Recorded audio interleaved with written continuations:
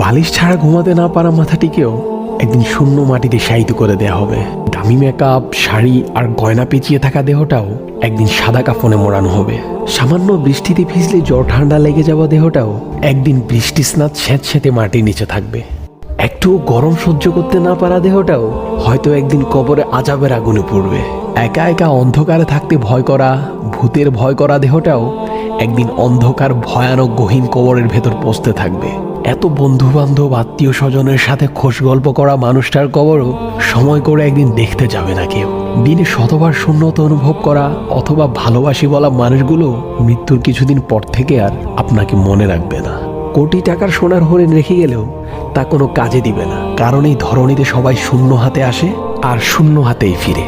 সেদিন হাই হুতাশ করেও কোনো লাভ হবে না, কেননা আমি আপনি রিজিক ভোগ করে ফেলেছি। আমার আপনার তাকদীর এই পর্যন্তই পরিমিত ছিল।